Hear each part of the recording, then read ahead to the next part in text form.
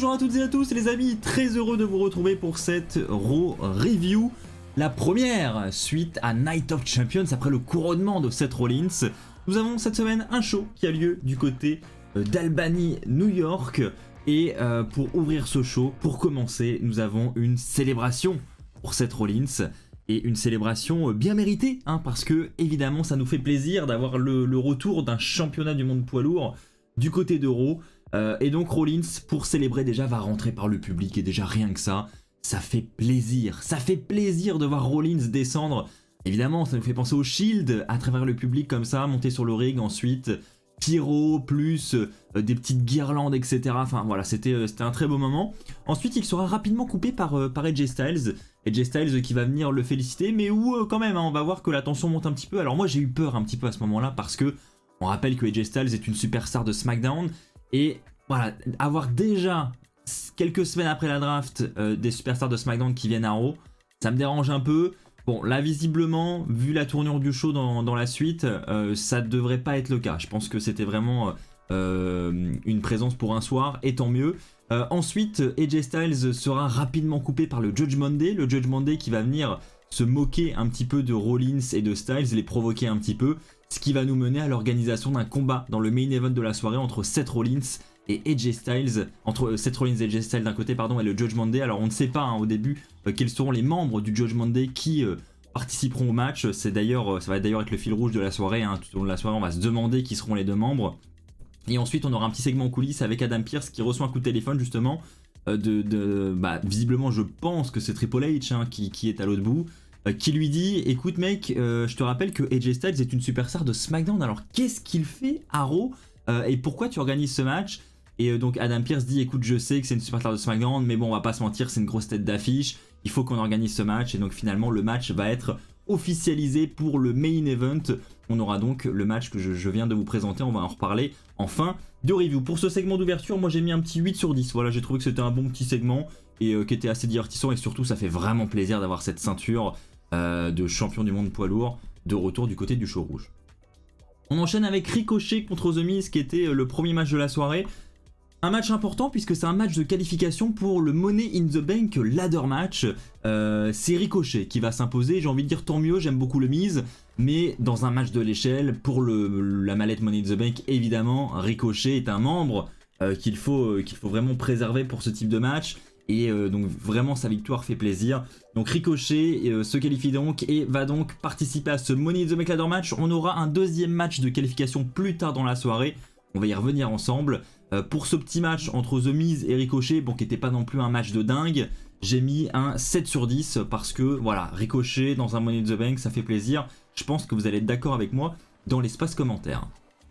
On continue avec l'alliance entre Trish Stratus et Zoey Stark, cette alliance qui continue. Effectivement, je vous rappelle que du côté de Night of Champions, Zoey Stark est intervenue pour aider Trish Stratus face à Becky Lynch. Et bien cette semaine à Raw, on aura premièrement l'entrée de Trish Stratus qui reviendra sur ce qui s'est passé à Night of Champions, et puis ensuite elle va nous présenter quelqu'un qui, selon elle, lui ressemble. Zoey Stark va faire son entrée. Et donc ensuite, Zoey Stark va demander à Trish Stratus qu'est-ce qui lui a provoqué l'hématome qu'elle a au niveau du menton. Et elle va dire que c'est Becky Lynch. Et donc ensuite, Zoey Stark va demander à Becky Lynch de venir dès maintenant sur le ring pour régler ça. Becky Lynch va faire son entrée. À ce moment-là, Zoey Stark va partir en courant sur la rampe pour essayer d'empêcher Becky de venir frapper Trish. Mais Becky va prendre l'avantage, va projeter Zoey Stark dans les barricades. Et à ce moment-là, ça va éclater entre Becky et Trish Stratus. Becky va prendre l'avantage. Mais que pendant quelques secondes, puisque juste après, Zoey Stark va avoir le temps de revenir sur le ring pour aider Trish Stratus. Et donc ensuite, on aura un petit remake de Night of Champions, puisque Becky Lynch va se faire démonter par Zoey Stark et Trish Stratus. Et le segment va se terminer sur ces images avec Trish Stratus et Zoey Stark qui partent ensemble. Donc voilà, moi comme je l'ai dit dans ma review de Night of Champions, je suis vraiment pour cette alliance entre Zoey Stark et Trish Stratus. Je pense qu'il y a de bonnes choses à faire.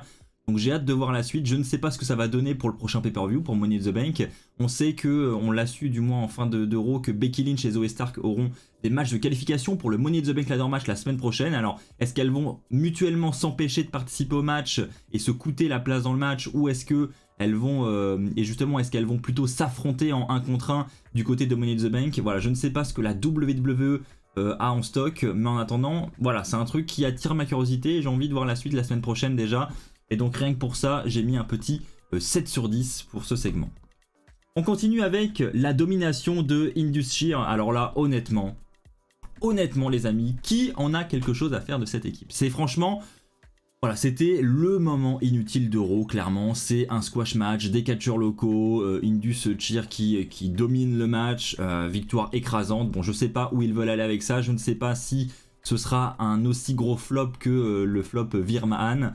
Mais en attendant, on en prend un petit peu la direction quand même. C'est clairement pas le genre de truc qui me passionne perso, donc pour ces raisons, j'ai mis un 3 sur 10. Dites-moi dans les commentaires si vous êtes d'accord avec moi les amis. On continue avec Zayn et Owens face à Imperium, c'est la question qu'on peut se poser et en tout cas c'est la direction qu'on semble prendre puisque effectivement on aura Zayn et Kevin Owens qui viendront faire un speech pour se moquer un petit peu de Roman Reigns et de sa défaite et ils seront rapidement coupés par Imperium et c'est surtout Ludwig Kaiser qui va prendre le micro et qui va s'empresser de parler à Owens et Zayn. On va très rapidement comprendre qu'ils sont intéressés par ces titres par équipe et honnêtement c'est une très bonne chose. Ça serait très bien d'avoir Imperium du côté de la course au titre par équipe. J'ai envie de dire déjà pour commencer, ça changerait déjà. Hein, ça change des Street Profits, de Alpha Academy, de tout ce qu'on a pu voir jusqu'à maintenant qui était assez répétitif, c'était toujours la même chose. Là, ça amènerait un petit vent d'air frais et ça ferait plaisir. Donc j'espère que ce sera le cas et je pense qu'on en prend la direction. Donc ça va monter entre les deux et puis ensuite on aura l'intervention de Alpha Academy qui arrive pour promettre de foutre une raclée à Imperium. Donc ensuite ça nous mène à un match entre Imperium et Alpha Academy. Match que Alpha Academy va perdre et donc Imperium se montre victorieux ce soir à Raw et c'est une bonne chose parce que ensuite à la fin du match on a Kevin Owens et Sami Zayn qui reconnaissent en étant aux commentaires que c'était une belle performance et donc voilà on utilise petit à petit ce match entre les deux équipes et je pense encore une fois que c'est une très bonne chose. Pour ces raisons j'ai mis un 7 sur 10. On continue avec deux nouvelles championnes par équipe. Nous avions un match entre Chelsea Green et Sonya Deville, contre Raquel Rodriguez et Shotzi, contre Bayley Io Sky et contre Ronda Rousey et Shayna Baszler. Et donc dans ce match Fatal 4-Way qui était assez qualitatif, voilà c'était un bon petit match, on a la victoire de Ronda Rousey et Shayna Baszler qui était une victoire, on va pas se mentir, un petit peu prévisible, je pense que c'était clairement les favoris d'ailleurs. C'était les favorites sur l'application WrestlingBet pour vos pronostics. Vous avez clairement parié en masse sur cette équipe et vous avez eu raison parce que c'est effectivement l'équipe qui est sortie victorieuse de ce match à Raw. Je trouve que c'est une bonne chose, voilà, j'attends de voir la suite maintenant ce que ça va donner. Elle s'annonce comme étant la baddest team on the planet, la team la plus badass sur la planète, donc à voir si ce sera vraiment le cas, à voir si elles vont vraiment s'imposer comme étant des championnes dominantes parce que c'est ce qu'on a envie de voir quand on voit du Ronda Rousey et du Shayna Baszler, on a envie que ça soit vraiment dominant, que ce soit assez violent, enfin voilà, on les voit vraiment comme des badass justement, donc j'espère que ça va être le cas et que voilà Ronda Rousey ne va pas nous décevoir parce que c'est vrai que ces derniers temps, je suis un grand fan de Ronda Rousey, mais elle m'a pas vraiment convaincu sur ces derniers runs là. On est loin de son run en 2018 quand elle venait d'arriver à la WWE où là elle était vraiment dominatrice. Donc j'espère retrouver cette Ronda Rousey là et peut-être qu'en tant que championne on va la retrouver, je l'espère en tout cas. Pour ce segment j'ai mis un 7 sur 10. On continue avec le 7ème segment de la soirée avec JD McDonagh qui s'acharne sur Dolph Ziggler. Effectivement le match était un match simple entre les deux catcheurs. Et très rapidement, JD McDonagh va prendre l'avantage et va s'acharner sur Dolph Ziggler à l'extérieur en le projetant sur la table des commentateurs, en le projetant violemment dans les escaliers, ce qui va permettre à l'arbitre de compter jusqu'à 10, donc double décompte à l'extérieur, il n'y aura pas de vainqueur pour ce match. Donc je pense que voilà, on a une mini rivalité qui est en train de naître et puis surtout on est en train d'installer JD McDonagh comme un catcheur à prendre au sérieux du côté de Raw, qui peut s'avérer très dominant lui aussi, et donc ça je trouve que c'est une bonne chose, voilà, je suis un grand fan de Dolph Ziggler, il s'est fait démonter durant le segment, mais je dois reconnaître que je pense que pour la mise en avant de JD McDonagh, c'est une très bonne chose. Et donc pour cette raison, pour ce segment, j'ai mis un petit 7 sur 10 également. On enchaîne avec Cody Rhodes les amis, Cody Rhodes qui veut Brock Lesnar encore une fois. Effectivement, lors d'un speech du show de cette nuit, Cody Rhodes a annoncé que tout simplement, ils étaient à un partout entre Lesnar et lui-même, et donc pour cette raison, il souhaite avoir la belle. Et la belle, il l'offre à Brock Lesnar en lui lançant un Open Challenge. Alors, on n'a pas le lieu, on pense évidemment que ça devrait être du côté de Money in the Bank, ça serait en tout cas la suite logique. Donc on devrait avoir la présence de Lesnar à Londres, ce qui serait incroyable, à voir si cela va se confirmer. Si c'est le cas, ce qu'on espère maintenant, et je pense qu'on l'espère tous, on l'espérait déjà pour le match de Night of Champions, c'est une stipulation entre les deux. Voilà, on sait que c'est des matchs ultra violents entre les deux, ça dégénère à chaque fois.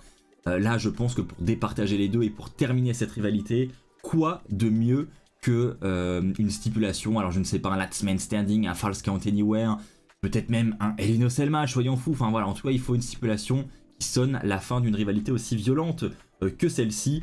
Et c'est ce que j'espère. J'espère que la WWE va faire ce choix. Il serait temps de le faire, je pense. Du côté de la note de ce segment, j'ai mis 6 sur 10 parce que voilà, c'est un segment qu'on avait déjà eu par le passé et rien d'exceptionnel, même si voilà, on monte encore un petit peu plus en intensité. C'était Cody Rhodes tout seul, Lesnar n'était pas présent, donc c'était pas non plus le truc le plus passionnant du show cette semaine. Nakamura qui se qualifie pour le Money in the Bank Ladder Match, effectivement c'était le 9ème point de la soirée. Il affronte Bronson Reed. Et il va clairement prendre l'avantage, hein. Il va faire son finish sur Bronson Reed qui va lui permettre de chuter à l'extérieur. Et ensuite Bronson Reed va se relever à temps avant la fin du compte de 10 de l'arbitre. Il va remonter sur le ring, mais un nouveau Kinshasa sera assigné par Nakamura pour le compte de 3. Et donc c'est Nakamura qui va se qualifier et qui va donc rejoindre Ricochet pour le Money in the Bank Ladder Match. Nous avons donc les deux premiers qualifiés. Donc c'est une bonne chose. Et puis honnêtement, dans un match de l'échelle, là encore, je préfère avoir Nakamura que Bronson Reed, donc c'est une bonne décision selon moi. Donc là j'étais assez satisfait. Le match sans plus, c'est pour ça que j'ai mis un 6 sur 10. Et on termine les amis avec le main event de la soirée, AJ Styles et Seth Rollins qui affrontent le Judgment Day. Donc on a un match très sympa entre les deux équipes, c'est clairement comme l'a dit Adam Pearce à Triple H au téléphone hein, d'ailleurs, c'était vraiment un match qu'il fallait planifier parce que voilà, ça, certes AJ Styles est de SmackDown, mais ça nous offrait un bon match par équipe. Donc au début du match, hein, je vous ai dit, il y avait une petite intrigue sur qui allait participer au match. Ils nous ont fait croire au début que ça allait être Dominic Mysterio et Damien Priest. Sauf que quand Seth Rollins était focalisé sur Dominic Mysterio, Finn Balor en a profité pour arriver par derrière pour attaquer Seth Rollins. Et finalement, le match était entre Finn Balor et Damien Priest. Dominic restait à l'extérieur avec Rhea Ripley. Donc voilà, petite stratégie. C'est toujours le petit segment sympa hein, qui permet d'intensifier encore le côté heel de ces personnages, donc moi j'ai trouvé ça cool. Ensuite le match bien équilibré entre les deux équipes qui se terminera bien évidemment par une victoire de Seth Rollins et de AJ Styles, hein. C'est Rollins qui fera le dernier stomp pour la victoire, et ensuite célébration de Rollins avec AJ Styles et surtout une poignée de main entre Rollins et Styles, et ça c'était beau, c'était une belle manière de conclure la soirée. Donc voilà, j'ai trouvé que c'était un bon petit main event pour conclure cet épisode de Raw. Et pour ce main event, j'ai mis un 8 sur 10 parce que c'était très qualitatif. Si je devais reprocher une seule chose à cet épisode de Raw, c'est qu'on n'en sait pas beaucoup plus sur plusieurs choses. Premièrement, le titre féminin j'allais dire de Raw, mais du coup de SmackDown qui est à Raw. Voilà, pour l'instant, on a toujours la ceinture bleue du côté du show rouge. Là, on ne sait pas qui sera la prochaine challengeuse et on ne sait pas non plus s'ils vont compter faire quelque chose avec cette ceinture bleue.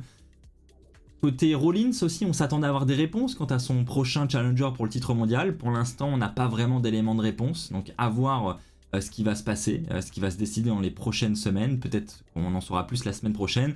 Mais voilà, il y a quelques petits éléments encore où on est sans réponse. Et c'est ce que j'ai trouvé un poil dommage. Mais voilà, ça c'est peut-être aussi qu'un manque de patience. Et peut-être qu'on en saura vraiment plus la semaine prochaine.